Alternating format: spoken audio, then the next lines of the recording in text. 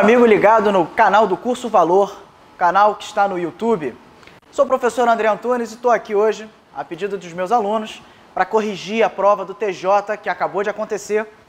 Vou estar com uma prova branca, ok? Prova branca, gabarito tipo 1, do TJ-RJ, organizada pela Fundação Getúlio Vargas. Bom, a gente vai corrigir as questões aí de matemática e raciocínio lógico, né? Provinha, vamos convir que ela estava num nível muito interessante. Estava num nível legal, não estava assim tão de graça, mas também não estava muito difícil. A galera acertou bastante, teve bastante aluno aí que conseguiu se dar muito bem nessa prova. Mas sempre tem aquela questão do mal, né? Sempre tem uma ou duas questões aí que acabam enrolando no meio de campo. Eu vou resolver a parada toda para não ficar dúvida, legal? Questão 31, né? Que seria a primeira aí de raciocínio lógico. Mário fez uma viagem de ônibus que durou 3 horas e meia. Assim que o ônibus partiu, Mário dormiu. Quando acordou, 2/5 do tempo da viagem haviam passado. O tempo que Mário passou dormindo nessa viagem foi de questãozinha michuruca, né? Essa foi para o cara que pegou a tipo 1, a prova branca, já ficar feliz, que o cara vai naquele clima, naquela tensão, pô, pega uma questão dessa logo de cara, né? O cara fica até contente. Olha só, o cara teve aí, segundo a banca, 3 horas e meia de viagem. 3 horas e meia seriam 3 horas e 30 minutos. O cara viajou. Ele acordou quando tinham se passado 2/5 do tempo. 2/5 desse tempo de viagem. Cara, basta você pegar esse tempo de viagem, dividir por 5, multiplicar por 2. Seriam 2/5 da viagem. Mas aí a única assim que, não, mas também não tá tão de graça assim. Porque, 3 horas, minuto, hora e minuto, isso pode ficar complicado, né? É mais fácil você transformar tudo para a unidade inferior. Trabalhar tudo com minuto. Facilita você a visualizar, né? Olha só, 3 horas, cada hora são 60 minutos, não é isso?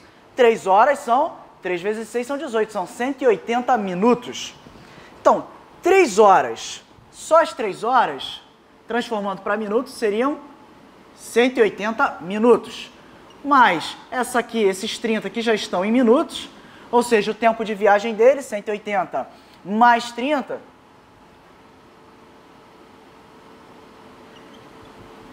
o tempo de viagem dele foi de 210 minutos. 210 minutos. Muito bem. 210 minutos é o tempo total de viagem do cara. Mas o cara, ele dormiu durante 2/5 desse tempo, né? Quando ele acordou, 2/5 desse tempo haviam se passado. Então, peraí.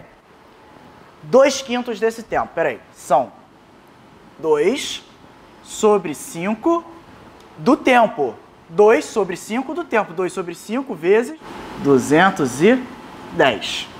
2/5 do tempo de viagem. 2 vezes 210 sobre 5. Olha só. É uma fraçãozinha. Dá para simplificar isso aí? Pô, esse 5 aqui vai muito bem com 210, não dá? Ó, quanto é que dá 210 divididos por 5? Eu sei que 5 vezes 4 são 20. 4 vezes 5 são 20. Restariam 10. 10 divididos por 5 são 2.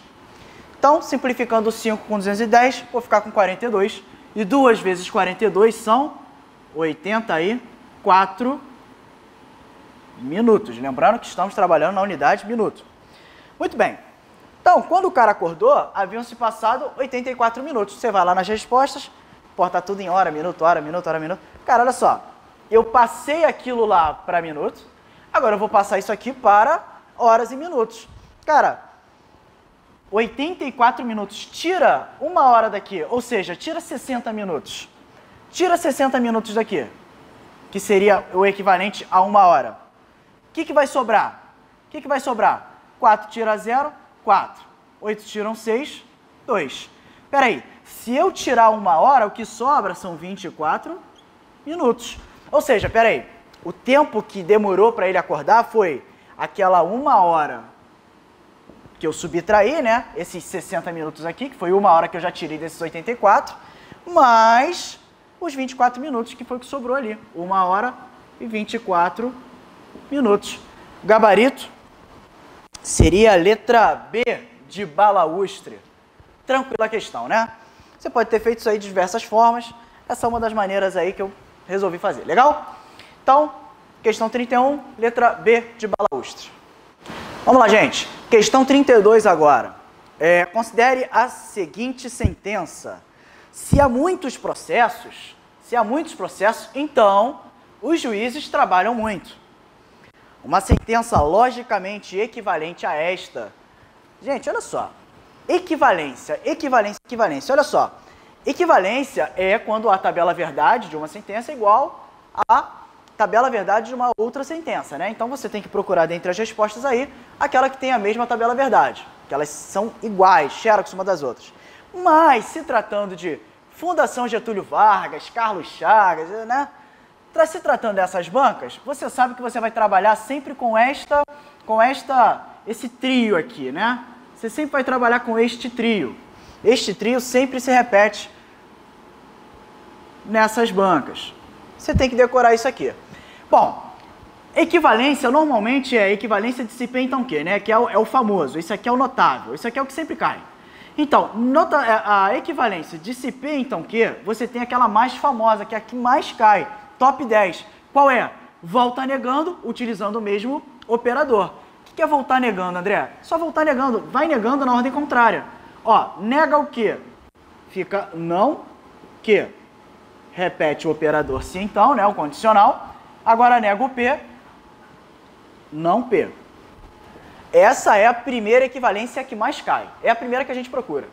Agora, a segunda, menos famosa, mas a FGV explora legal essa segunda opção aqui, seria qual? Nega ou repete. Nega ou repete. Nessa equivalência, o operador se, então, não vai mais ser usado. A gente vai utilizar o ou.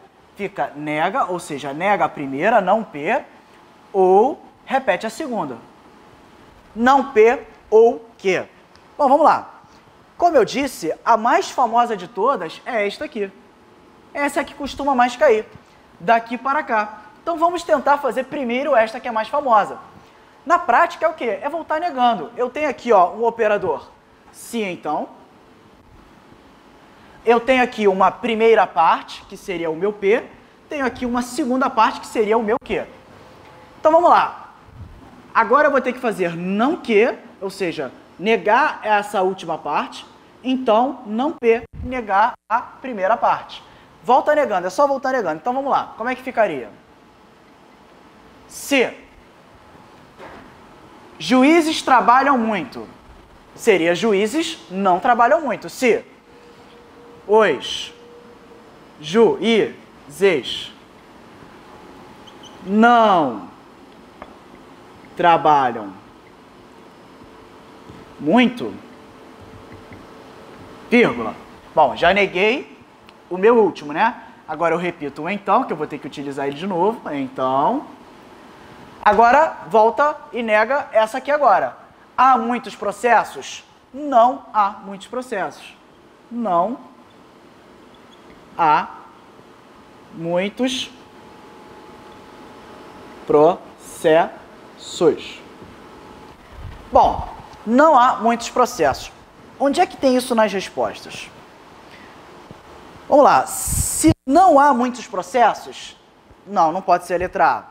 Se os juízes trabalham muito, peraí, se os juízes não trabalham muito, ele já não negou, então B já não pode ser também. Há muitos processos e os juízes não trabalham muito, peraí, E não. A minha equivalência ou vai ser com sim, então vai ser com ou. O E tá fora. Letra D. Não há muitos processos ou os juízes também não é o que eu acabei de escrever. Letra E. Há muitos processos e os juízes... Não, nada disso. Aí começa a bater um desespero, né? Porra, será que eu errei? Cara, você não errou. Essa aqui é uma equivalência, isso está certo. Mas espera aí, não está nas respostas, André, é lógico, porque a banca ou vai utilizar esta equivalência, que é a mais famosa, ou ela vai utilizar a de baixo. Vamos tentar fazer a de baixo, então. Parece que, se eu não achei nas minhas respostas a de cima, só pode ser a de baixo. Vamos apagar tudo, fazer a equivalência menos famosa e ver o que vai dar. Como é que fica isso? Seria agora negar a primeira parte, vamos utilizar o ou e repetir a segunda parte. Como é que fica então? Quer dizer, o se e o então vão desaparecer. Eu só vou negar isso aqui. Há muitos processos? Não. Não há muitos processos. Qual é o operador que eu vou utilizar agora? Ou. Não há muitos processos. Ou, agora só repito, os juízes trabalham muito. Os juízes trabalham muito. Trabalham muito. Será que isso vai estar na resposta? Tem que estar, né? Vamos ver. Se não há, bababá, não. Usou o se, não pode ser. Na B, se, bababá, também não. Ah, na letra C, ó, há muitos processos. O cara já não negou e utilizou o E. Vamos ver o D agora, letra D. Não há muitos processos. Não há muitos processos. Ou os juízes trabalham muito. Parece ser esta, né? Parece ser esta. Então, o gabarito vai ser, então, letra D de dado. Letra D seria a resposta. Não há muitos processos ou os juízes trabalham muito. Você vê que nesta vez a banca utilizou esta equivalência de baixo. Saiu do se P, então Q, e foi para não P ou Q. Você vê que esta trinca é importantíssimo você saber, porque ela vai utilizar ou a de cima, normalmente é esta, ou ela vai utilizar a de baixo. Legal? Beleza, questão agora 33. Questão dos palitinhos, né? Brincando com os palitos, Bernardo, que não tinha muito o que fazer, criou uma sequência de quadrados e triângulos, como na figura a seguir. Tá aí. Mal desenhado, mas tá aí. O número total de palitos que Bernardo utilizou foi... Ah, não, peraí, pulei uma etapa, né? Ele disse que Bernardo terminou a brincadeira após construir o 50º quadrado. Ele fez 50 quadrados. Quer saber quantos palitos o cara utilizou até lá? Olha, eu juro que eu vi gente na prova, tá? Teve aluno que mandou a foto da prova e o cara foi fazendo 50 quadrados, meu amigo. Isso é vontade de acertar uma questão, hein? Porque, porra, não precisava. Repara o seguinte.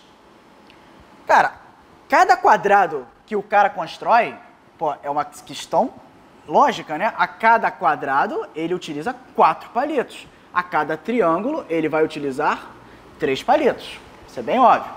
Agora, o que você deveria realmente observar aí é o seguinte.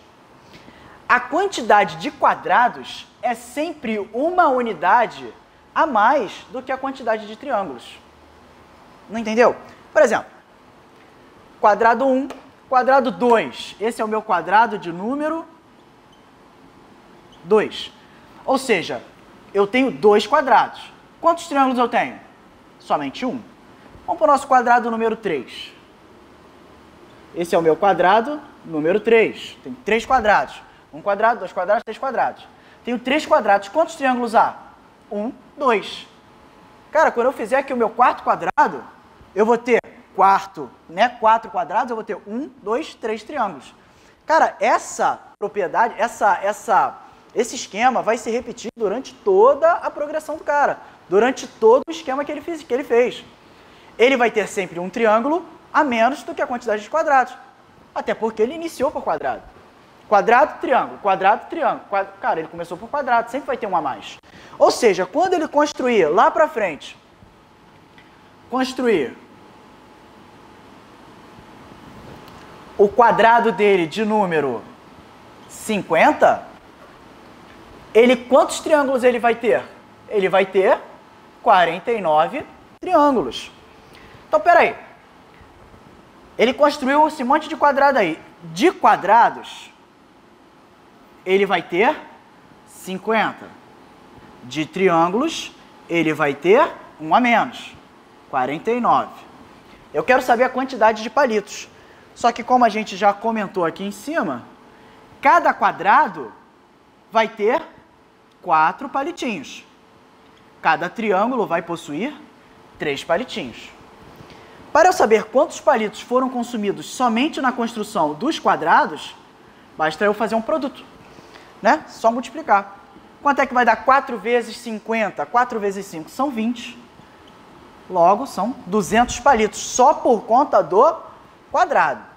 Farei a mesma conta agora aqui com os triângulos. 3 vezes, né? 3 palitos para cada triângulo, 3 vezes 49, que são a quantidade de triângulos. 3 vezes 9, 27, ou 2. 3 vezes 4 são 12, são 14. Deu 147 triângulos, palitos que foram utilizados para formar os triângulos. Para eu saber o total, basta eu somar esses dois números. Quanto é que vai dar? Quanto é que vai dar? Vai dar 347 palitos ao total. E isso está no gabarito letra D de dado. Gabarito D de dado, 347 palitos. Tranquilo? Questãozinha do bem, né? Essa também foi do bem. Beleza, questão agora 34.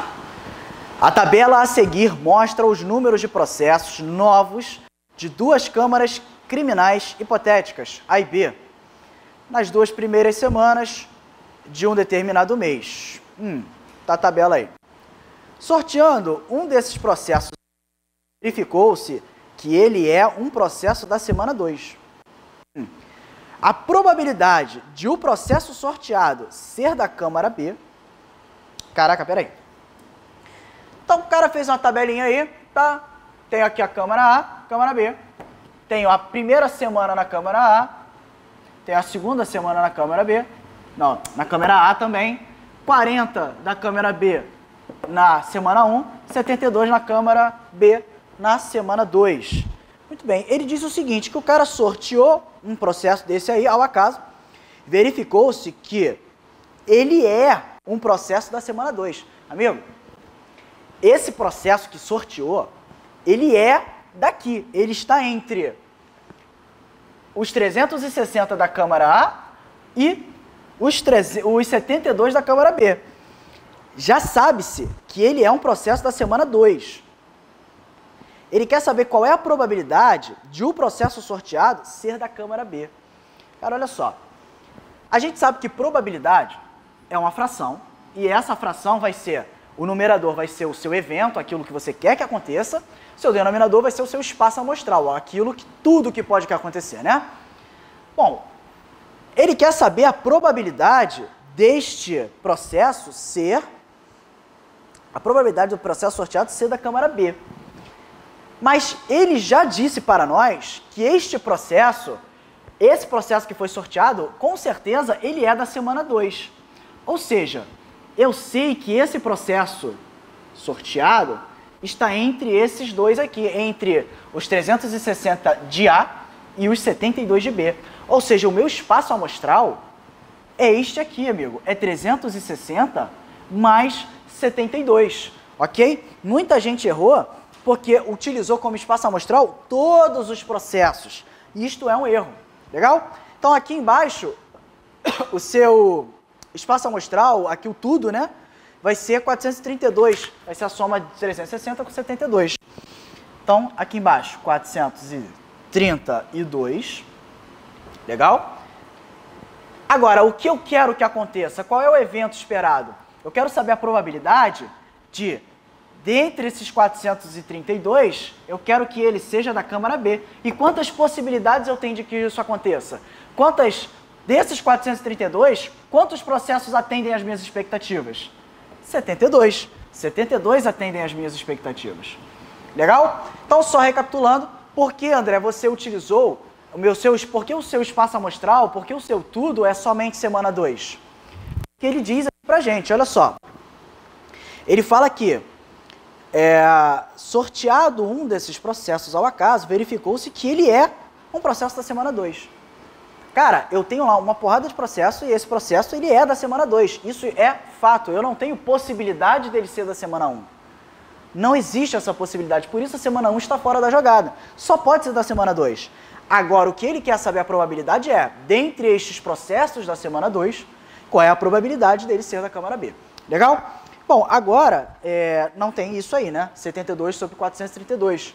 Não tem. Você vai ter que simplificar. E se você simplificar, você vai perceber que se você simplificar por 72, tanto em cima quanto embaixo, simplificando em cima e embaixo por 72, você vai ver que você vai ter aí 1/6. Vai ser 1 sobre 6, dividindo em cima e embaixo por 72.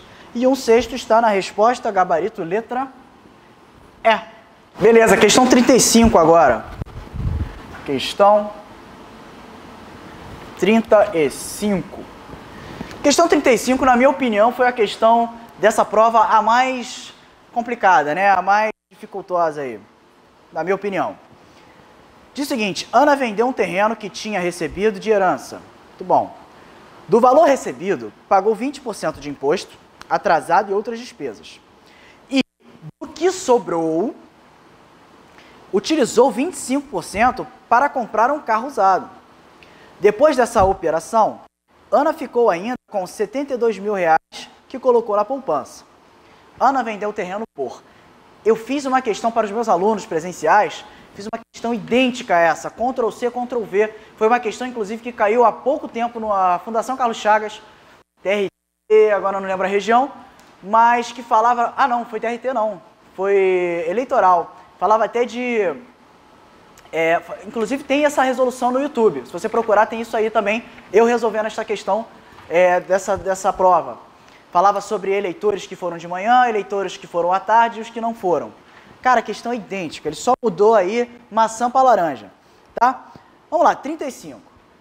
Ele diz o seguinte, Ana vendeu um terreno que tinha recebido de herança. Então, vamos colocar aqui, terreno.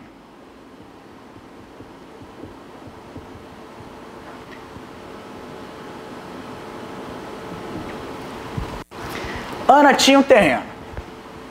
E esse terreno aí ela vendeu não sei por quantos reais.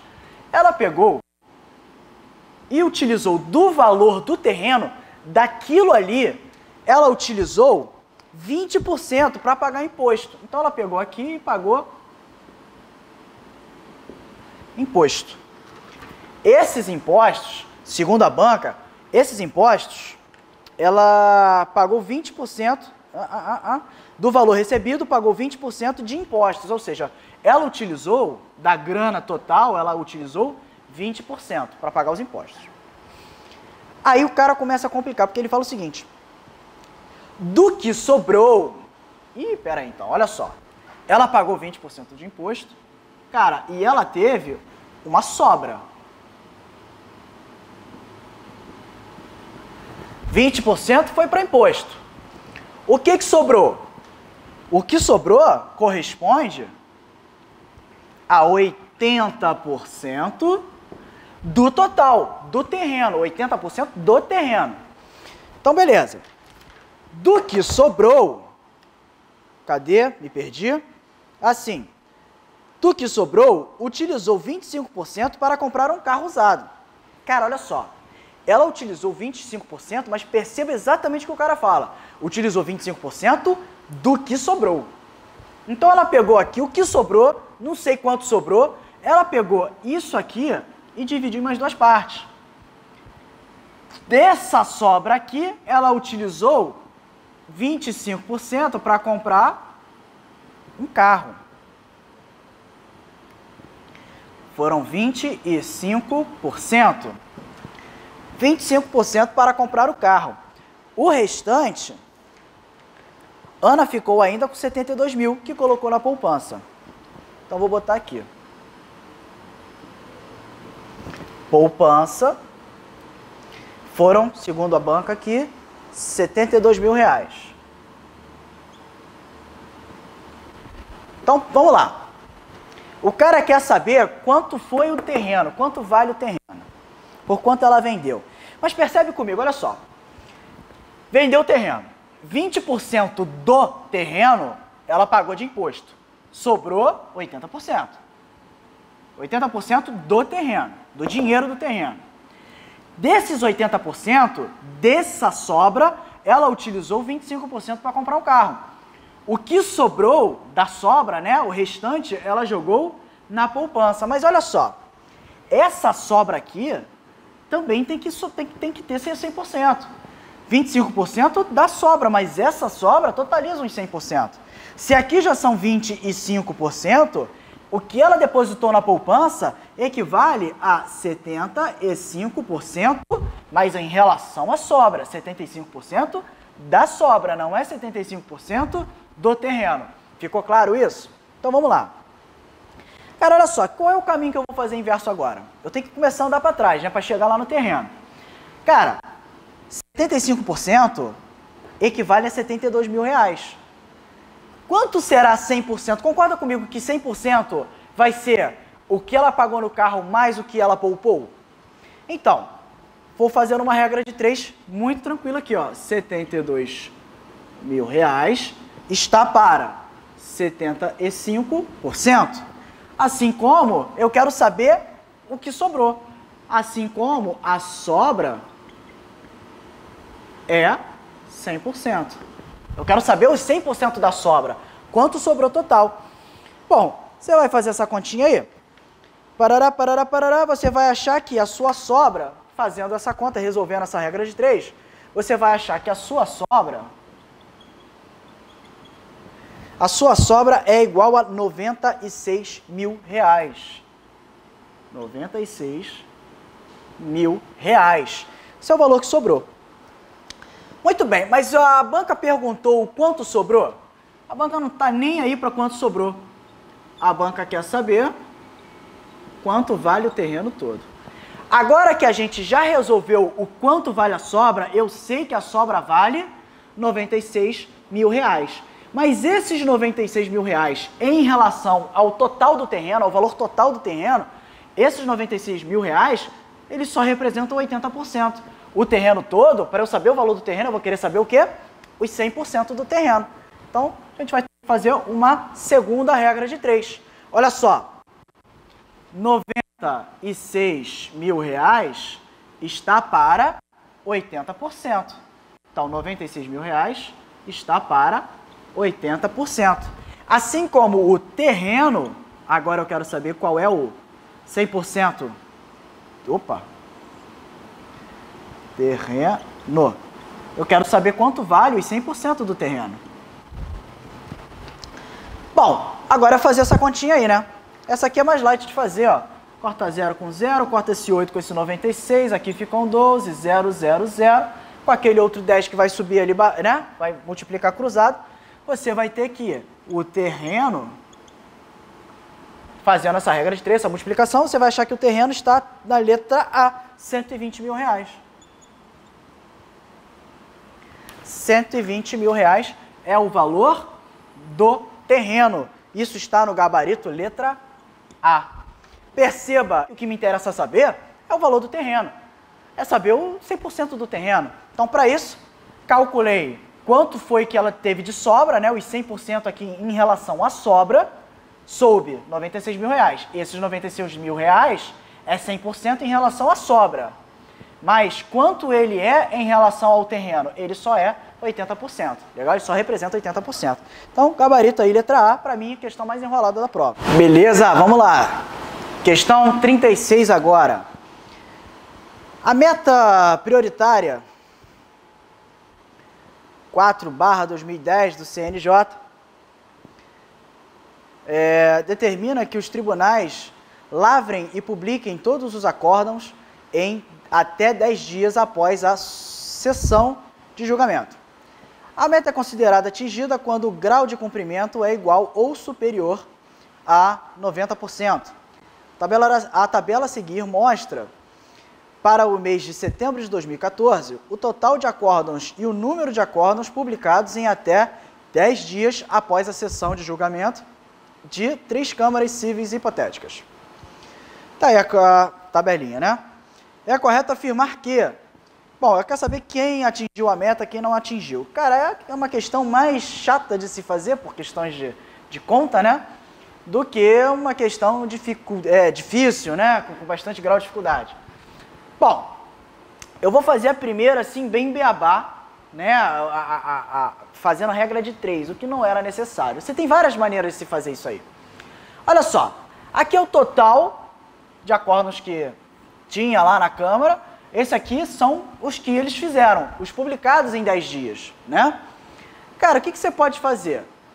Você pode ver, calcular 90% desses 125, fazer 90% de 125, fazer este cálculo e ver se o número que você vai achar vai ser maior ou menor. Se esse número for menor, então eles cumpriram a meta. Se esse número for maior, quer dizer que eles publicaram menos do que deveriam. Essa é uma possível resposta. A outra possível resposta era você pegar e ver quantos por cento isso é em relação a isto? Você poderia fazer este cálculo. De que maneira, André? Fazendo assim, ó. Você vai saber, por exemplo, da câmara 1, você teria que fazer 115 sobre 125 vezes 100. Fazendo esta conta, você vai ter que achar a porcentagem, já vai sair a porcentagem direto. Bom, fazendo desta maneira aqui, dividindo 115 por 125 vezes 100, você vai achar que aqui, a porcentagem disso aqui, né, 115 se representa 92% do total de acordos. Executando a mesma tarefa aqui embaixo, 130 dividido por 147, você vai achar 88,43%, mais ou menos. Na câmara 3, você vai fazer 170 dividido por 182, você vai achar 93,4%. Beleza? Você vai fazer essas contas aí, você vai achar esses resultados. Agora, olha só. 115 representa 92% de 125. 130 representa 88% de 147. 170 representa 93% de 182. Pergunto, quais deles ultrapassaram os 90%? A câmara 3 e a câmara 1. O gabarito está na letra C. Somente, apenas as câmaras 1 e 3 atingiram a meta. Legal? Então, esse é o gabarito. Questão 38. Questão 38. Em agosto de determinado ano, para cada 2 processos pendentes de julgamento na Câmara X, havia 3 processos pendentes de julgamento na Câmara Y. Em setembro do mesmo ano, o número de processos pendentes de julgamento na Câmara X aumentou 20%, e o número de processos pendentes de julgamento na Câmara Y diminuiu 20%, ambos em relação aos respectivos números de agosto. Ele quer saber, conclui-se que em setembro daquele ano, cara, olha só, eu tinha aqui Câmara X, Câmara Y. Na Câmara X, ele diz que para cada 2 processos na Câmara X, havia 3 na Câmara Y. Não é isso? A cada 2 processos na Câmara X, havia 3 na Câmara Y. Aí ele fala o seguinte, do mês seguinte, né, passado um mês aí, sei lá, em setembro do mesmo ano, o número de processos pendentes, julgamento da Câmara aumentou. Ou seja, em setembro aumentou 20% em X, aumentou e diminuiu 20% em Y. Então, quando passou o mês, ele vai aumentar 20% e aqui na Câmara Y ele vai diminuir 20%.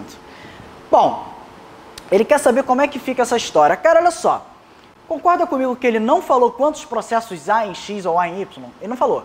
Ele só deu uma proporção. Ele falou que a proporção de X para Y é 2. Ó, para cada 2 de X eu tenho 3 de Y. Para facilitar a conta, só para facilitar a conta. André, se eu não fizesse assim, ia dar ruim? Não, não ia dar errado. Tá? Mas para facilitar minha conta, pô, multiplica tanto de X quanto de Y, multiplica por 10, cara. Ao invés de ficar com 2 em X, fica com 20, ó. Fica com 30. Concorda que para cada 2 eu ainda tenho 3 ali? Eu só multipliquei os números, agora são 20 e 30. Eu não mexi em nada. A proporção foi mantida. Legal? E agora eu estou estipulando um valor. Ah, eu estipulei que, cara, caguei. Na câmara X vai ser 20. E, mantendo a proporção, na câmara Y logo vai ter 30. Beleza? Mexi em nada. Por que eu fiz isso, André? Para não ficar com vírgula, cara. É só para facilitar a minha vida. Porque, olha só. 20% de 20, 10% são 2, 20% são 4. Então, 20 mais 20% de 20, fico com 24, né? Aumentei 4. Agora, olha só, vai ter que tirar 20% dali. 10% de 30 seriam 3. 20% é o dobro, 6. Tira de 30, tire 6. 30 menos 6, vou para 24. Cara, olha só que legal. Repara que depois que X aumentou 20 e Y diminuiu 20, Perceba como eles ficaram com a mesma quantidade de processos. Se eles ficaram com a mesma quantidade de processos, a resposta já aparece aí na letra A, né? Para cada processo pendente de julgamento na Câmara X, houve um processo pendente na Câmara Y, isso é óbvio. As proporções agora ficaram iguais. Divide os dois por 24, tu vai ver que vai ficar um aqui e um aqui, beleza? Então, eles estão com quantidades iguais, então para cada um que tiver em X, vai ter um em Y. Isso, então, está aí no gabarito letra A, beleza? Questão 39, questão bem legal essa, hein? Gabriel deve pintar a bandeira abaixo de forma em cada região tenha uma única cor. Cada região dessa uma única cor. Regiões vizinhas não podem ter a mesma cor, mas regiões não vizinhas podem. Ou seja, ele pode repetir cor, mas elas só não podem ser vizinhas, não podem estar lado a lado. O número de maneiras diferentes pelas quais essa bandeira pode ser pintada, cara, olha só, ele tem 5 cores disponíveis, né? Tem 5 cores disponíveis. Veja bem, muita gente fez isso aqui, ó. Eu tenho 1, 2, 3, 4, 5. Eu tenho 5 regiões, 5 cores distintas. Tá bom, então o cara enxergou nisso aqui uma análise combinatória, muito bem, o cara conseguiu enxergar isso, mas ele enxergou uma permutação, ou seja, ele só ficou trocando as cores de lugar. Por exemplo, imagina, ele pintou aqui de vermelho, ele pintou aqui de preto, pintou aqui de azul, aí chegou aqui e botou branco, e chegou aqui e botou verde. E só permutou essas cores. Aí sim, né, pelo raciocínio que não está correto, mas por esse raciocínio, ficaria 5 fatorial, 120, o gabarito seria a letra A. E você lembra que a letra A é maligna, cara, a letra A é perigosa. Letra A é a letra do cão. Não marque a letra A, isto está errado. Por que está errado, André? Porque olha só, ele disse que eu não posso ter cor vizinha igual, mas eu posso ter não vizinhas iguais. Então, por exemplo, o cara pintou vermelho, preto, azul, beleza? Cara, ao invés de eu pegar o branco e o verde, eu posso ou não posso pintar aqui de preto de novo? Cara, tem algum preto vizinho a esse retângulo aqui? Não tenho, cara, não tem vizinho preto, beleza? Cara, e aqui do lado, eu posso usar o verde, posso usar o branco, posso usar o vermelho. Então, meu irmão, vou usar o vermelho. Tá aí, ó, usei o vermelho. Perceba, eu tenho 5 regiões, não tenho nenhuma cor vizinha igual, mas quantas cores eu utilizei? Eu só utilizei 3 cores. Essa é a maldade dessa questão. Essa questão parece muito, cara, você jura que é uma questão de permutação, mas ela não é. Você concorda comigo que é uma questão que eu estou formando um grupo menor a partir de um grupo maior? Eu tenho um grupo de 5 cores e vou formar um grupo menor. Posso ter cores iguais, posso fazer um grupo de 5, né? 5 com 5, ou ter 5 cores, utilizar as 5, posso. Mas eu também posso estar utilizando uma de 5 cores e utilizar apenas 3. Posso ou não posso? Isso não é formar grupo menor a partir de grupo maior? Agora a pergunta mais importante, a ordem dessas cores aqui dentro vai importar? Cara, importa. Sabe por quê? Porque elas não podem ser vizinhas. Elas não podem ser vizinhas. Não posso repetir cor, então a ordem aqui dentro vai importar. Esse comportamento é um comportamento de regra do produto, né? Lembra a regra do produto, que forma comissões onde a ordem importa, né? Forma senhas, forma números de telefones, placas de automóvel, e nesse caso, fazendo, né, você percebe como é que ela consegue, essa questão consegue entrar nesse molde. Ela está pegando de um grupo de 5 cores, ela está formando um grupo menor. Também de 5, eu posso formar esse grupo menor com 5 cores e repetindo, assim como senha. Perceba, eu posso ter uma senha, vou escolher uma senha de 3 dígitos, utilizando o número 1, 2 e 3. Parece óbvio, né? Ah, tua senha vai ter 1, 2 e 3. Ah, não, eu posso ter uma senha 1, 1, 1. Eu estou formando um grupo menor a partir de maior, repetindo o mesmo cara. Ah, mas André, ficou estranho isso, né? Porque, afinal, pô, você tem 1, 2 e 3 dígitos que você vai ter que escolher. Pô, André, eu não estou formando um grupo menor a partir de um grupo maior. Eu tenho um grupo de 3, quero formar um grupo de 3, mas não. Como é formação de senhas, eu posso ter uma senha 111. Formei um grupo menor sim. Essa aqui, fazendo uma analogia, é uma questão de senhas. É como se eu estivesse formando senhas aqui, só que com cores. Beleza? Seguindo essa ideia, olha só. Para o meu primeiro quadrado aqui, ó, para essa primeira região, quantas possibilidades de cor eu tenho? Eu tenho 5, eu não sei quais, mas eu tenho 5 cores. Tenho as 5 disponíveis, não tem ninguém vizinho, tenho 5. Para este retângulozinho aqui, quantas cores eu vou poder utilizar? Perceba, eu vou poder utilizar qualquer uma das 5, à exceção de uma. Qual? A que eu utilizei aqui em cima. Ou seja, para cá eu vou ter 4 alternativas de cor. Eu vou ter todo o meu, todas as cores que eu tinha lá, exceto a que eu escolhi aqui em cima. Seguindo o mesmo raciocínio para esta região. Para esta região, eu vou olhar para minhas 5 cores, eu vou poder escolher qualquer uma, à exceção da que eu escolhi para cá e da que eu escolhi para cá, porque eu não posso ter regiões vizinhas com a mesma cor. Então, das 5, tira 1, 2, aqui eu vou ter 3 opções, beleza? Vamos para esse retângulo em pé aqui. Quantas possibilidades de cor eu tenho para cá? Eu não posso repetir essa cor daqui, não posso repetir esta cor daqui. Então, das 5, eu tenho que tirar 2. Para cá, eu também vou ter 3 opções de cor. Para finalizar, essa última aqui. Cara, essa aqui, quantas possibilidades de cor eu tenho para preencher esse quadrado aqui, esse retângulo? Ah, André, eu só não posso repetir a cor que eu escolhi para cá. Só não posso repetir esta. Ou seja, das 5 cores, eu só tenho que excluir essa aqui.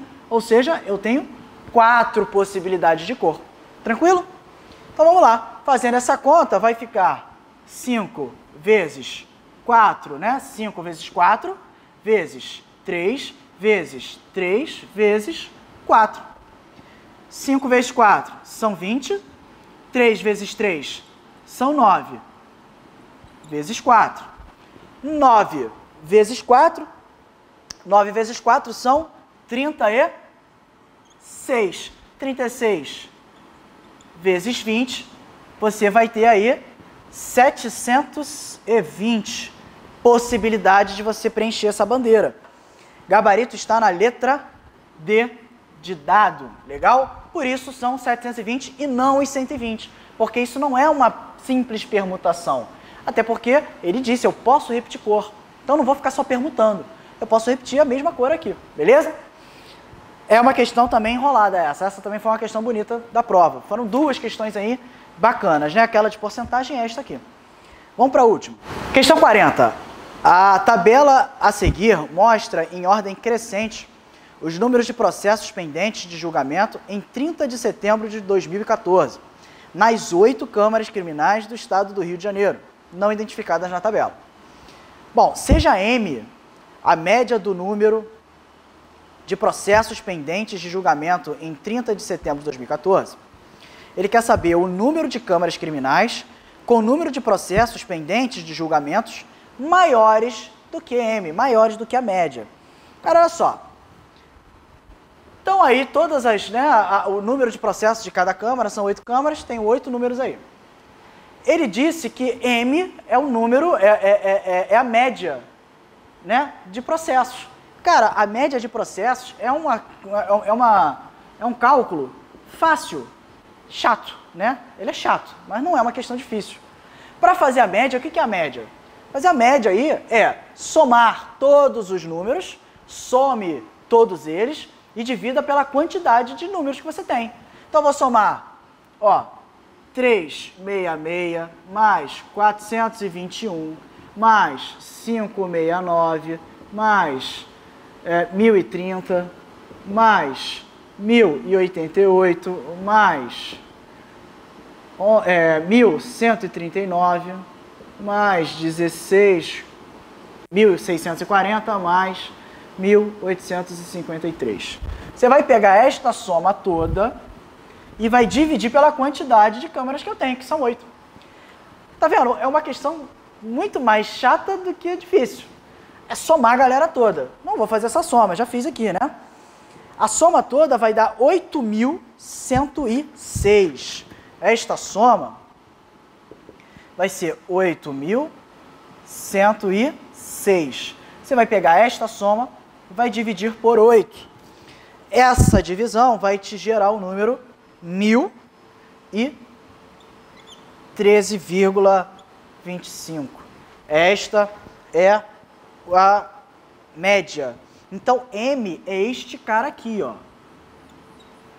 Mas ele não perguntou a média, ele quer saber quantos números aí, né? Quantas câmaras ficaram acima da média. Cara, a média é 1013. 1013 vai estar onde? 1013 vai estar aqui, ó. 1013, a média tá por aqui, né? Bem pertinho de 1030. Mas ainda está abaixo dela. Então, quantas câmaras estão acima dessa média? Eu tenho uma câmara, 2, 3, 4 e 5. Então, o gabarito aí vai ser gabarito letra D de dado, número 5. São 5 câmaras acima. Legal? Ficamos aqui com a nossa correção dessa prova do TJ. Espero que vocês tenham gostado. Entre no canal do Curso Valor, tem aulas online, tem bastante curso online aqui para você dar uma olhada. E seja meu amigo no Facebook. Meu Facebook é André Antunes, legal? Sou amigo do Curso Valor, sou amigo de muita gente. Você vai com certeza me achar, é um cara bonito lá, uma foto com uma moto, legal? Tranquilo de me achar. Grande abraço para vocês, sorte nas próximas provas.